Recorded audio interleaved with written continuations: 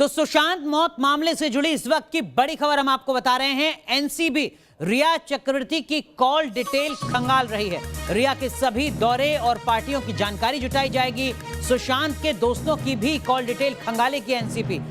रिया के भाई शौविक के दोस्तों की भी जानकारी एनसीबी के द्वारा जुटाई जाएगी। साथ ही मुंबई और पुणे में हाल ही में गिरफ्तार बड़े ड्रग्स डीलर से भी एनसीबी पूछताछ करेगी। आपको बता दें कि महाराष्ट्र में साल 2020, 2019 और 2018 में जितनी भी रेप पार्टीज हुई हैं उनकी डिटेल्स भी निकाली जा रही हैं। तो कुल मिलाकर जो ड्रग्स का कनेक्शन है रिया चक्रवर्ती से जुड़ा, सुशांत मामले से जुड़ा, उसको लेकर अब लगातार जानकारी जुटाई जा रही है जांच एजेंसियों के द्वारा। न सिर्फ 2020 बल्कि 2018, 2019, 2020 की जो तमाम जानकारियां हैं वो यहां पर अब जांच एजेंसी खंगाल रही है।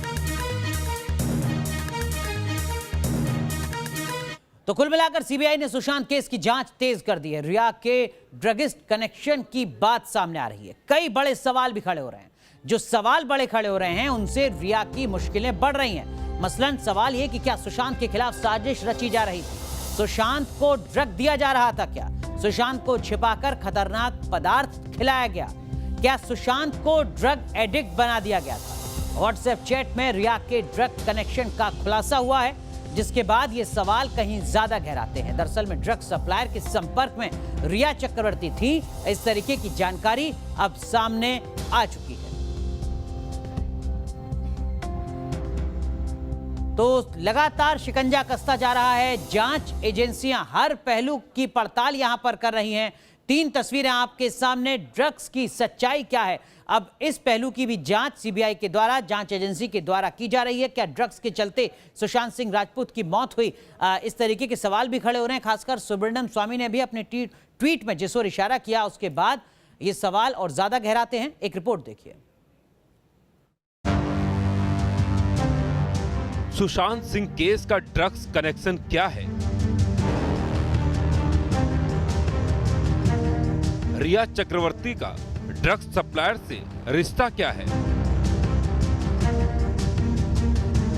क्या सुशांत के घर में रिया कराती थी ड्रग्स की सप्लाई? क्या सुशांत को चुपके चुपके ड्रग्स दे रही थी रिया चक्रवर्ती? ये वो सवाल हैं जो सुशांत केस की जांच के दौरान ईडी ने उठाए हैं। दरअसल सुशांत सिंह के मनी ट्रांसफर की जांच के दौरान रिया के कुछ व्हाट्सएप चैट सामने आए हैं, जिससे इस केस में नया मोड़ आ गया है। ये व्हाट्सएप चैट रिया के मोबाइल से डिलीट हुए थे, लेकिन ईडी ने इन डिलीट किए गए मैसेज को रिट्रीव किया है, जिससे सवाल उठते हैं कि क्या रिया चक्रवर्ती ने अपने एजेंट से ड्रग्स मंगाई?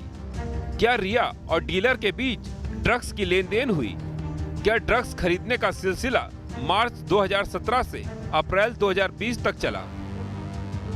ये वो सवाल हैं जो सुशांत सिंह की मौत के पूरे मामले को नया ही एंगल दे रहे हैं। ये वो खुलासे हैं जिनसे सुशांत की मौत की नई वजह सामने आ रही है। सबसे पहले देखिए रिया के मोबाइल से मिले चैट में क्या लिखा है। पहला चैट 2017 का है, जिसमें रिया ड्रग सप्लायर से कह रही है कि मैंने ज्यादा हार्ड ड्रग्स नहीं लिया है। दूसरा चैट भी 2017 का ही है, जिसमें रिया ड्रग सप्लायर से एक खास तरह का ड्रग्स मांग रही है। तीसरा चैट 25 नवंबर 2019 का है, जिसमें रिया को उनकी पीआर एजेंट जया शाह कह रही है कि मैंने श्रुति से कोऑर्डिनेट करने को कहा है। चौथे चैट में रिया जया को थैंक्स बोलती है, जिसके जवाब में जया कहती है no problem, hope it work. अगला चैट अप्रैल 2020 का है, जिसमें मिरांडा रिया को बताता है कि वो स्टफ खत्म हो गया है, क्या हम शौविक के दोस्त से मंगा लें? ये वो चैट डिटेल्स हैं जो रिया के फोन से डिलीट की हुई थी, मगर ईडी ने इन मैसेज को रिट्रीव किया है। इन तमाम चैट से कई बातें खुलकर पता चल रही हैं, जैसे रिया के साथ ड्रग्स की लेन देन पहली बार नहीं हो रही है। रिया अपनी पीआर एजेंट जया के जरिए ड्रग्स मंगाती थी और रिया को पता है कि शौविक के दोस्त के पास ड्रग्स मिलता है, मगर इसके बाद के मैसेज में जो बातें लिखी गई हैं वो सबसे हैरान करने वाली हैं। दरअसल इनमें रिया की पीआर एजेंट जया शाह रिया को बता रही है कि किसी को ड्रग्स कैसे देनी है। मैसेज में लिखा है कि 4 बूंद चाय में मिला दो और उसे पीने दो, असर होने में 30 से 40 मिनट लगेंगे। इस मैसेज के सामने आने के बाद सवाल उठता है कि रिया को उनकी पीआर एजेंट किसे चाय में ड्रग्स मिलाकर देने को बोल रही हैं। मुंबई से शैलेंद्र सिंह के साथ टीम न्यूज नेशन। चलिए सीधा रुख करते हैं मुंबई का। हमारे सहयोगी रुमान हमारे साथ जुड़ रहे हैं मुंबई के कूपर अस्पताल से। साथ ही साथ हमारे सहयोगी धीरेन्द्र पुंडीर जुड़ रहे हैं रिया चक्रवर्ती के घर से। कई अहम सवाल, कई अहम अपडेट हम आपको बताएंगे हमारे दोनों सहयोगियों के माध्यम से। लेकिन उससे पहले हम आपको जरा वो चैट दिखाते हैं, जिस चैट के बाद जिस ड्रग्स कनेक्शन की बात यहां पर हो रही है वो और ज्यादा प्रमुखता से सामने आती है। 25 नवंबर 2019 की आप चैट देख रहे हैं, जहां पर रिया चक्रवर्ती की जो बातचीत हो रही है उसमें कहा जा रहा है कि कॉफी, चाय या पानी में 4 बूंद डालो और उसे पीने देना। 30 से 40 मिनट में किक लगेगी, यानी उसका जो असर है वो होना शुरू होगा 30 से 40 मिनट के अंदर। जो अगली चैट है वो हम आपको दिखाते हैं। ये 17 अप्रैल 2020 की चैट है, जिसमें स्टफ करीब करीब खत्म हो गया है। क्या हम शौविक के दोस्त से ले सकते हैं? ये बात इस चैटिंग के दरमियान हो रही है, लेकिन उसके पास सिर्फ हैश और बड है। देखिए यहाँ पर जो ड्रग्स हैं उनके नाम भी बाकायदा चैटिंग के दरमियान सामने आए हैं। एक और हम आपको चैट दिखाते हैं। ये 8 मार्च 2017 की चैट है। अगर हम हार्ड ड्रग्स की बात करें तो मैंने ज्यादा ड्रग्स का इस्तेमाल नहीं किया है। तुम्हारे पास एमडी है क्या? ये सवाल यहाँ पर किया जा रहा है। ये रिया की गौरव से चैट हो रही है 8 मार्च 2017 की। चलिए सीधा रुख करते हैं मुंबई का। हमारे सहयोगी धीरेन्द्र पुंडीर हमारे साथ जुड़ रहे हैं रिया चक्रवर्ती के घर से। धीरेन्द्र, कुछ देर पहले सुभाष शिर्के जानकारी दे रहे थे कि सीबीआई की टीम डीआरडीओ के अपने गेस्ट हाउस से रवाना हो चुकी है। हो सकता है वो रिया चक्रवर्ती के घर पहुंचे सवाल जवाब करने के लिए। आपके पास क्या कुछ अपडेट? देखिए, अभी यहाँ सीबीआई की टीम नहीं पहुँची है। सीबीआई की टीम के अभी आने का यहाँ नहीं दिख रहा है कि सीबीआई टीम यहाँ पहुँचेगी। यकीनन कहीं और भी निकली है।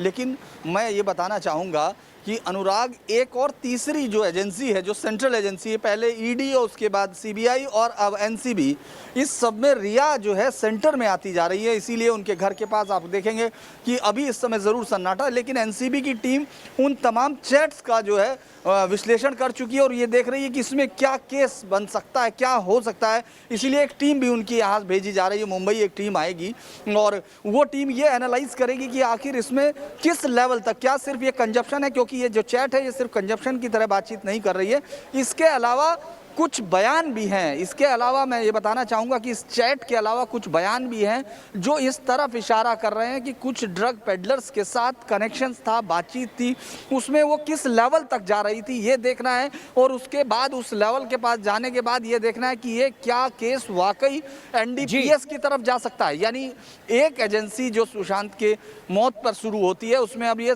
तीसरी सेंट्रल एजेंसी पहुंच रही है अनुराग, और बड़े गंभीर आरोपों के साथ हो सकता है कि यहाँ पहुंचने के बाद उसको रिया से भी पूछताछ की जरूरत पड़े। बिल्कुल, लेकिन रुमान, जो एजेंसी अब तक काम कर रही थी, यानी राज्य सरकार की महाराष्ट्र पुलिस, वो लगातार कटघरे में खड़ी होती जा रही है। खासकर कूपर हॉस्पिटल जहां पर आप इस वक्त मौजूद हैं, सवाल पूछे जा रहे हैं रिया चक्रवर्ती की मौजूदगी मॉर्चरी में आखिर क्यों थी?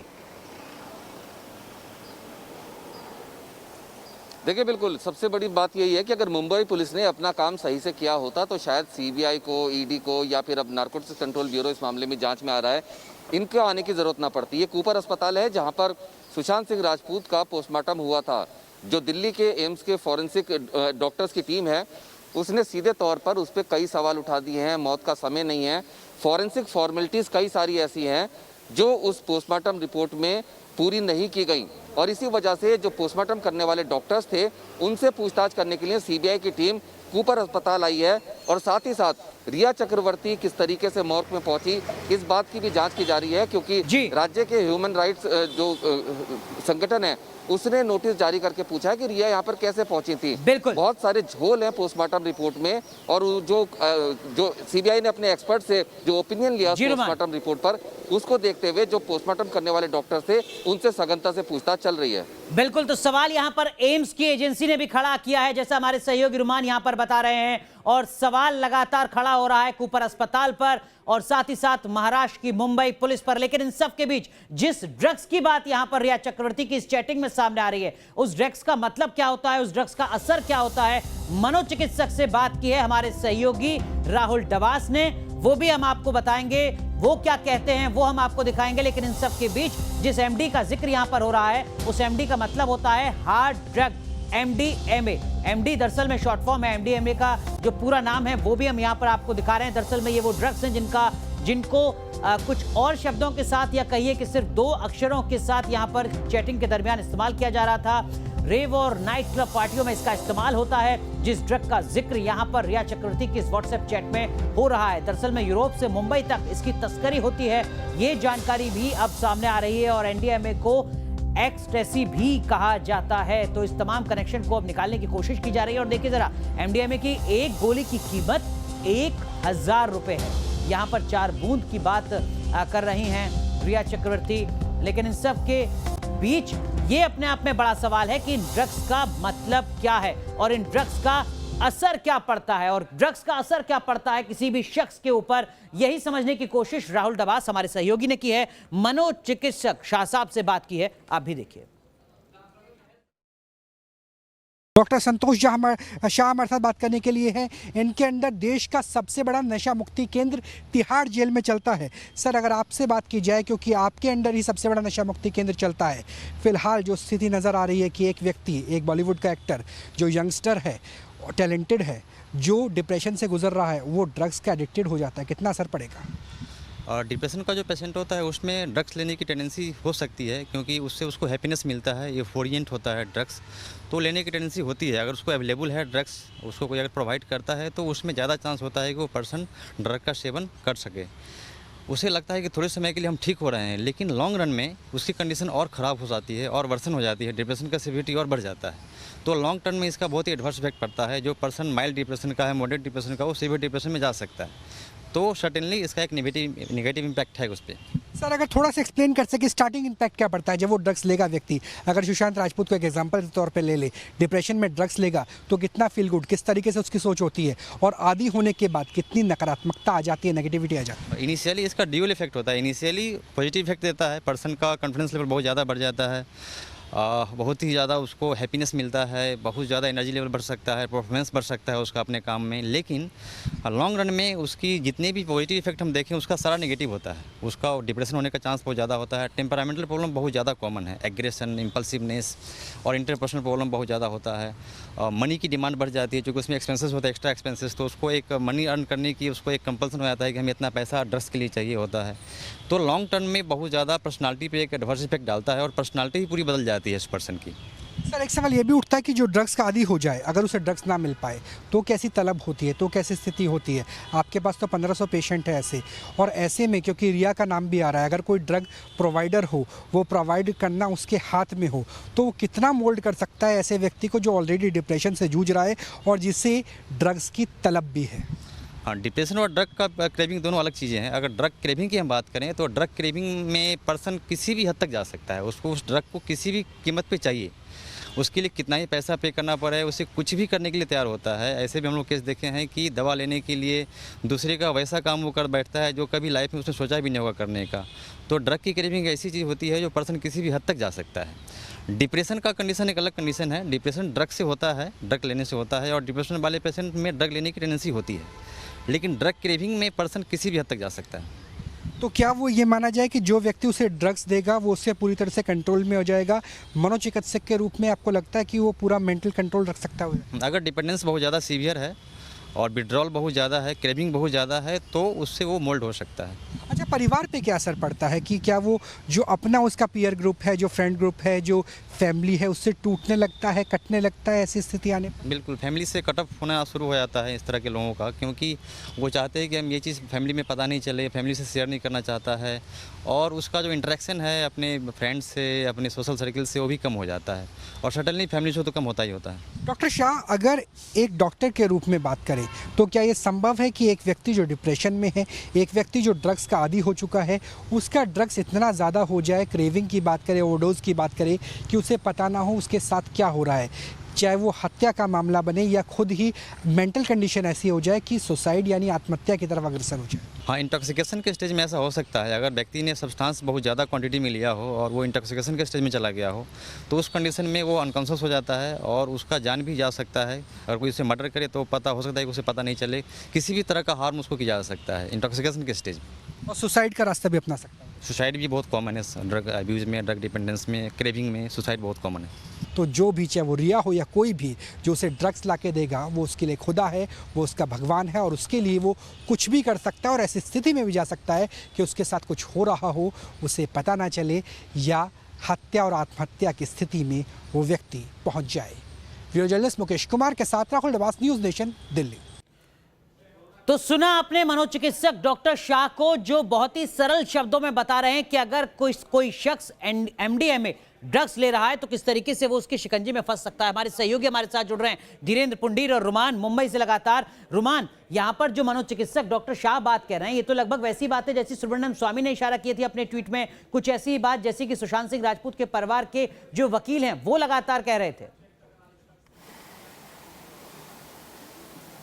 देखिए, बिल्कुल वही बात सामने आ रही है, लेकिन सीधे तौर पर जिस तरह से रिया के वकील ने कहा कि रिया ने कभी ड्रग्स नहीं ली, उसका ब्लड टेस्ट करा सकते हैं, और ये बात चैट में रिया ने खुद ही डिनाई कर दी, क्योंकि इस चैट के अंदर रिया बोल रही है कि मैंने बहुत ज़्यादा हार्ड ड्रग्स नहीं लिए, एक बार एमडी लिया और एमडी मांग रही है। सीधे तौर पर बहुत ज़्यादा झोल है और ये जो चैट रिट्रीव हुई है, ये कहीं ना कहीं कोई क्लू ज़रूर इसमें निकलेगा। ये जो ड्रग्स एंगल सामने आया सुशांत की मौत के मामले में, अब इस मामले में नारकोटिक्स कंट्रोल ब्यूरो 2017 से लेकर 2020 तक जितने भी ड्रग पेडलर्स गिरफ्तार हुए हैं उनसे क्लूज निकालेगी। हालांकि वो जेल में है, उनसे पूछताछ की जाएगी और सीधे तौर पर तमाम रेव पार्टीज जो हुई हैं महाराष्ट्र में उनकी जानकारी करेगी। और साथ ही जो इंटेलिजेंस नेटवर्क है नारकोटिक्स कंट्रोल ब्यूरो का, उसके जरिए रिया किन पब्स, बार, होटल में जाती थी, किन किन लोगों से मिलती थी, किन पेडलर्स के संपर्क में थी, ये सारी जानकारियां निकाली जाएंगी और जल्द ही इस मामले में कुछ न कुछ सामने आएगा। बहुत कम बचा है, रिया चक्रवर्ती की मुश्किलें लगातार बढ़ती जा रही हैं, लेकिन इन सब के बीच धीरेन्द्र पुंडीर, सबसे अहम सवाल जो सबके जहन में है, सीबीआई की टीम जांच कर रही है, रिया चक्रवर्ती से सवाल जवाब आखिर कब?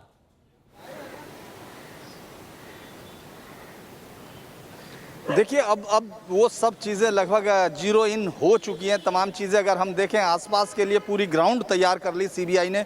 लगातार घंटों पूछताछ हुई, छठे दिन तक लगातार पूछताछ हुई, यानी उन तमाम लोगों से जो उस समय मौका वारदात पर मौजूद थे, जब घटना हुई उस समय मौजूद थे, उनके तमाम के बयान लेके कंट्राडिक्शन सारे चेक करने के बाद अब सीबीआई उस तरफ बढ़ रही है जो कंट्रोवर्सी के सेंटर में है, जिसको लेकर सारी चीज़ें क्रिएट की जो हो रही हैं, जो ये माना जा रहा है, जिनको इस सब चीज़ों का अगर ये पूरा तिलिस्म रचा गया है तो इसकी चाबी जहाँ है वो है रिया, और अब उसके पास पहुंच रही है। अब हमको आज या कल मैक्सिमम मैं आपको बता दूं कि वो लगातार सीबीआई यहाँ होगी और उन सवालों के जवाब जरूर लेगी जो लगातार उठ रहे हैं। हालांकि अब एक और बड़ी चीज खड़ी हो गई है जो एनसीबी यकीनन उसके साथ कोऑर्डिनेट हो रहा होगा। बिल्कुल, तो एक और जांच एजेंसी जुड़ी है जिसने कई और बड़े सवाल यहाँ पर खड़े कर दिए हैं, लेकिन इन सबके बीच शिकंजा लगातार कसता जा रहा है। और दिल्ली के पूर्व डीसीपी क्या कुछ कह रहे हैं इस पूरे मामले पर, उसको भी जरा सुनिए।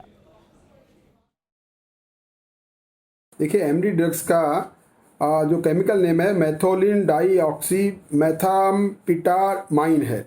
ये एक प्रकार से मैन्युफैक्चर्ड ड्रग है और इसके लेने से ये बेसिकली उसके लिए ली जाती है, आप आदमी को रिक्रिएशन करना है, एंजॉयमेंट करना है या कुछ और अपने आप को रिजॉइस करना है। और इसको लेने के बाद इसका असर 30 से 45 मिनट तक होता है और इसका असर करीब 3 से 5 घंटे तक भी रहता है। एक प्रकार से एक भांग का जो नशा होता है वो इसका एक नशा होने का बारे में मालूम हुआ है। चलिए, तो पल पल की अपडेट न्यूज नेशन लगातार आप तक पहुंचाता रहेगा, आप बने रहिए न्यूज नेशन के साथ।